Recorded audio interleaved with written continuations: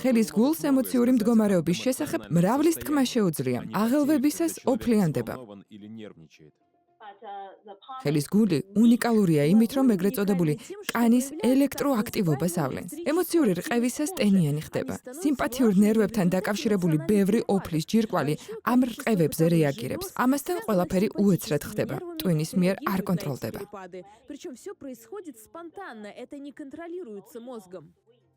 მედიცინაში ამ თვისებას ემოციური სტრესის დონის გასაზომად აქტიურად იყენებენ. საკმაოდ ბევრი მდგომარეობა არსებობს, რა დროსაც ექიმებს ეს მაჩვენებელი ძლიერ აინტერესებთ.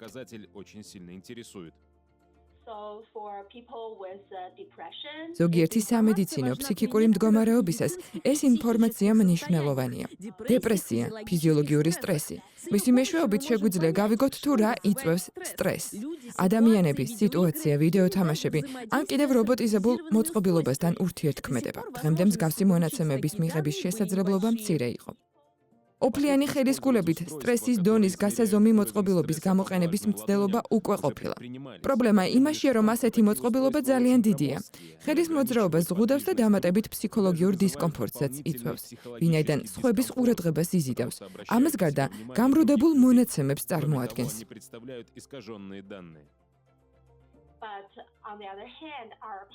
ხელის გული შეიძლება ძლიერ დეფორმირდეს, ამიტომაც მასზე სატარებელი მოწყობილობის მიმაგრება ძალიან რთულია.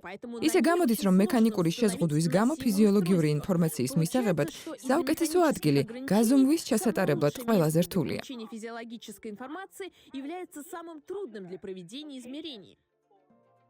დაბრკოლების გადასალახად ოსტინში, ტექსასის უნივერსიტეტის მეცნიერებმა მონიტორინგისთვის ტატუირების ახალი ტექნოლოგია გამოიყენეს, რომელიც თითქმის უხილავია და ხელის გულზე ადვილად თავსდება.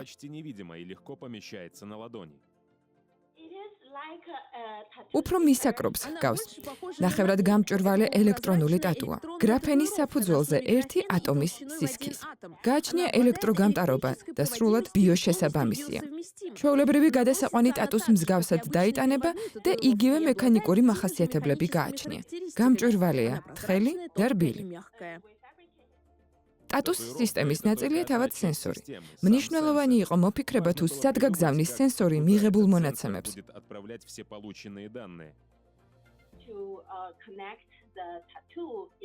ორი შემაკავშირებელი ელექტრონული ელემენტის მეშვეობით ტატუ ჭკვიან სამაჯურს დავუკავშირეთ, რომელსაც მონაცემების მიღება შეუძლია, დამუშავება და გადაცემა. სისტემა განსხვავებულ სიტუაციებში გამოვცადეთ და მოწყობილობიდან ინფორმაციის 16 საათის განმავლობაში მიღება შევძელით. კვლევისას მოწყობილობა გამოცადა 6-მა ადამიანმა.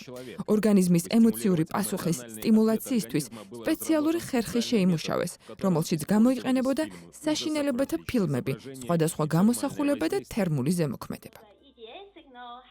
კანის ელექტროაქტივობა წარმოადგენს ორ სიგნალს. პირველი გრძელტალღიანი, რომელიც არის ძირითადი უფრო მუდმივი. მეორე მოკლეტალღოვანი, უფრო წყვეტილი. ზუსტად ეს წარმოადგენს ინტერესს. ჩვენს მიერ შექმნილი ალგორითმი სიგნალის მეორე ტიპის გაანალიზების საშუალებას იძლევა. მეცნიერები ამბობენ, რომ შემუშავება ჯერ საბოლოო არ არის, რაც დიდწილად გამოყენებული მასალების ღირებულებასთან არის დაკავშირებული. უფრო იაფი და ასეთივე ეფექტური ნედლეულის ძიება გრძელდება, მაგრამ უკვე ახალ მოწყობილობას გამოყენება გააჩნია. ერთ კოლეგასთან ვთანამშრომლობთ, რომელსაც აინტერესებს თუ როგორ ირეაგირებენ სტუდენტები მიმწოდებელ რობოტზე. ხომ არ გაიზრდება სტრესის დონე და ფსიქიკური დატვირთვა უნივერსიტეტის კამპუსში ამ მოწყობილობის გაჩენის შემდეგ. ამის გამო სტუდენტებს დამატებითი განცდები ხომ არ გაუჩნდებათ. აღსანიშნავია, რომ მსგავსი ტექნოლოგია მხოლოდ ხელის გულით არ შემოიფარგლება. ასევე სხვა დარგებშიც გამოიყენება, მათ შორის სრულად განსხვავებული ფიზიოლოგიური მახასიათებლების ასაგროვებლად. Андрей Деркач, Сергей Дагатарь специально для программы «Детали».